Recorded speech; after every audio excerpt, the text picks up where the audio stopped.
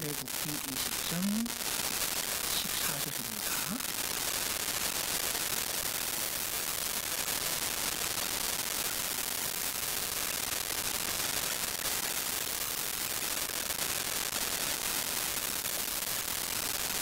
찾으셨죠? 출애굽기 20장 14절 112페이지요. 자막에도 지금 떴습니다. 우리 한 목소리로 읽겠습니다. 시작. 가난하지 말라. 오늘은요, 십계명 말씀 가운데 제7계명 말씀을 상고한 다음에 기도하는 시간 갖겠습니다. 우리가 지난주에 6번째 계명을 공부를 했습니다. 6번째 계명은 살인하지 말라. 우리 신성한 인간의 생명을 보존하기 위해서 주신 계명이 제6계명입니다. 그리고 제7계명은 가난하지 말입니다. 제7계명은요, 신성한 가정을 보존하기 위해서 하나님이 우리에게 그래서요, 우리가 이 7계명을 깊이 고쳐하기 전에 가정의 성격과 중요성을 분명하게 이해를 해야 합니다. 여러분, 가정은 하나님이 신이 세우신 것입니다. 하나님께서 우리 인간을 지으실 때 일남 일녀를 창조하시고 가정을 세우게 하신 것입니다. 여러분, 여기에서 반드시 기억해야 할 것은 하나님이 일남 일녀를 창조하시어 가정을 세우셨다라는 겁니다. 일남 일녀입니다. 일남 일남이 아니고 일녀 일녀도 아닙니다. 일남 일녀입니다. 다시 말씀드리면 하나님은 갑돌이와 갑순이가 한 가정을 이루게 하셨습니다. 갑돌이와 돌쇠를 부부가 되게 한 게 아니다 이 말입니다. 그런 거로 요즘에 세계적으로 유행하는 동성결혼을 합법화하는 이러한 정책, 이거 다 천륜에 반하는 악을 사용하는 것입니다. 하나님의 뜻을 정면으로 거역하는 죄악입니다. 모든 나라들이 동성결혼을 합법화하며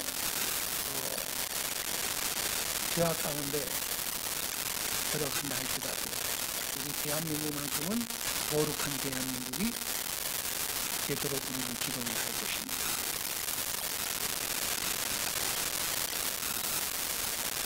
여러분, 가정은 천륜에 속하는 겁니다. 그래서 가정은 신성합니다. 하지만 동성결혼으로 이루어진 가정은 그 반대입니다. 절대로 신성하지 않습니다. 그것은 부정한 것입니다. 그리고 가증한 것입니다. 인간 사회의 사랑의 표현은 가정에서 시작이 되죠. 피차간에 전적으로 신음하고요. 전적으로 상대방을 위해서 자신을 희생하는 생활. 두 사람이 한 몸이 되어서 사는 생활이 곧 가정에서 비롯되는 것이죠.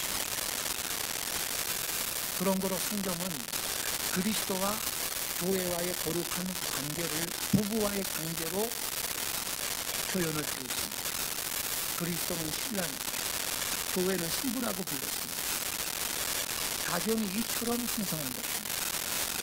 하나님께서 이 가정을 통해서 우리 인간한테 참된 행복을 주시는 것입니다. 단란한 가정의 행복은 표현할 길이 없습니다.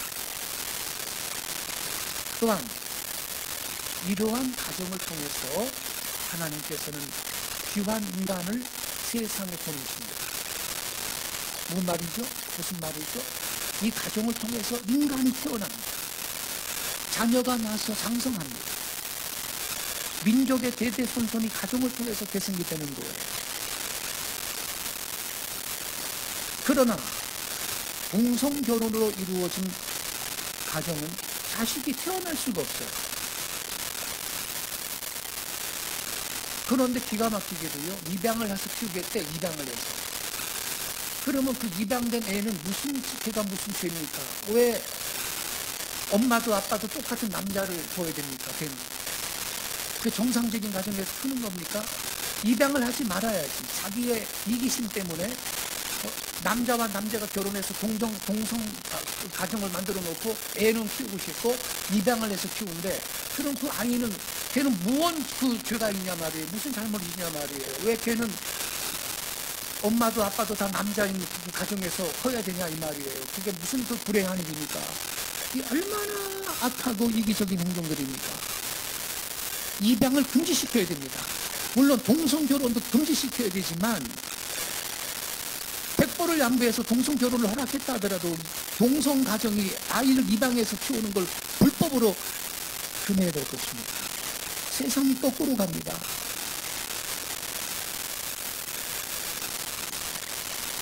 전 세계가 지금 이 방향으로 곤두박질을 하고 있지만, 세계 선교의 마지막 부자로서 부르심이 있는 우리 한국은요, 반드시 동성결혼을 합법화하는 걸 막아내고 거룩한 대한민국이 되도록, 그래서 이 어두운 세상에 열방을 향해 빛을 발하는 동방의 밝은 빛, 동방의 등불이 될 수 있기를 기도하겠습니다. 우리는 동성결혼 합법화 이거 제지하고 끝까지 막아내야 할 것입니다. 그뿐 아니고요, 여러분. 가정은요, 사회와 국가의 기본 단위입니다. 사회 질서의 기초입니다. 가정이 문란하여 파괴되면 그 사회는 혼란에 빠지게 되죠. 동서복음의 역사를 살펴보면요, 어떤 문화나 민족이나 국가의 흥망성쇠는 가정 도덕의 타락으로 가정이 해체 붕괴될 때 그게 사회적인 혼란으로 이어지면서 민족과 국가와 나라가 공동체가 망하는 겁니다. 고대 사회에 있어서 가장 음란하기로 이름이 높던 소돔과 고모라는 유황불의 흉보를 면치 못했던 것입니다. 그것은 우리한테 지금도 거울이 되고 경고가 되는 겁니다. 이렇게 귀하고 신성한 가정을 잘 보존하려면요, 남편이나 아내가 똑같이 정도를 지킬 줄 알고 깨끗이 보존해야 할 것입니다. 가정 파탄의 제일 원인이 여기에 기인입니다. 그래서 하나님은 이 신성한 가정을 보존하기 위해서 7번째 계명, 간음하지 말라, 이렇게 명령을 하신 것입니다.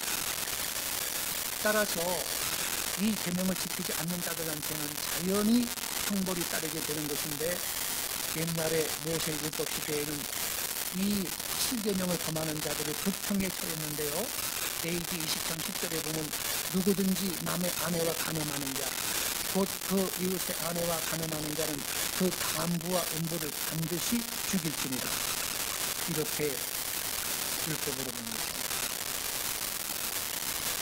이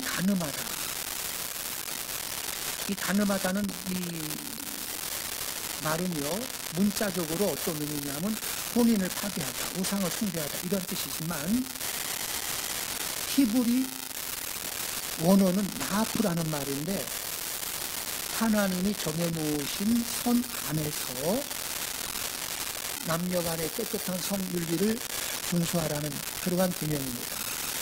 그런데 여기에서 우리가 주의 깊게 살펴봐야 하는 것은 이 나프의 목적어는 모두 결혼한 여자라는 겁니다. 그러니까 간음죄의 대상은 남의 아내, 이웃의 아내, 유부녀, 약혼한 여자입니다. 그러니까 이 나프가 의미하는 간음은 남자가 다른 남자의 아내와 성관계를 갖는 건데요, 이것이 7계명이 금지하는 것입니다. 정리하면요, 구약에서의 간음은요, 이미 남편이 있는 여자, 이웃의 아내와 성관계를 갖는 것인데, 그래서 간음의 기준이 남자가 아니라 여자라고 했어요.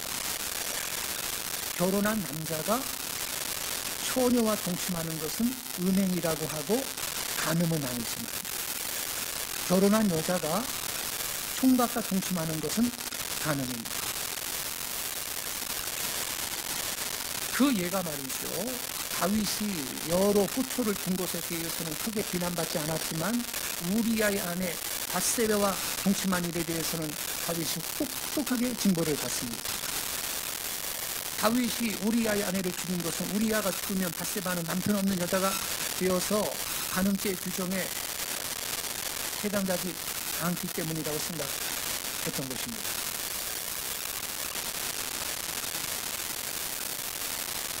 하나님은요, 이 7계명을 범한 자를 반드시 처벌하라고 강하게 말씀하셨습니다. 그렇게 함으로써 선민 이스라엘 공동체 안에서 악한 음행의 영향이 확산되지 못하게 하셨던 것입니다. 성경은요, 세 가지 죄에 대해서는 아주 단호하고 엄격한데, 첫째가 우상 숭배고, 두 번째가 살인이고, 그리고 세 번째가 간음인 것입니다. 아까 말씀드렸듯이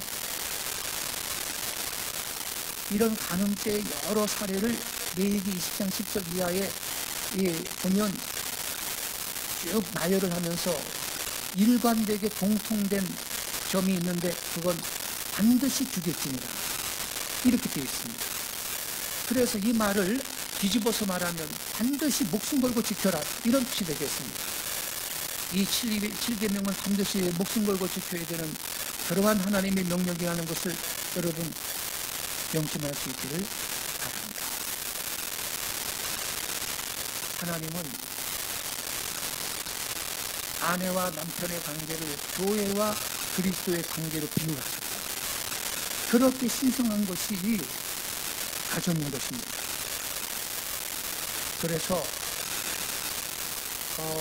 여러분, 우리는 이 7계명을 통해서 성이라고 하는 것은 오직 하나님 안에서, 가정 안에서, 한 남자와 여자라는 합법적인 부부 이 관계 안에서만 허락하신 것이 성경의 분명한 기준이라는 사실을 깨닫고 성적인 순결을 지킴으로 하나님이 주신 복을 풍성하게 누릴 수 있는 귀한 성도들 되시기를 예수님의 이름으로 축원을 드립니다. 기도하겠습니다.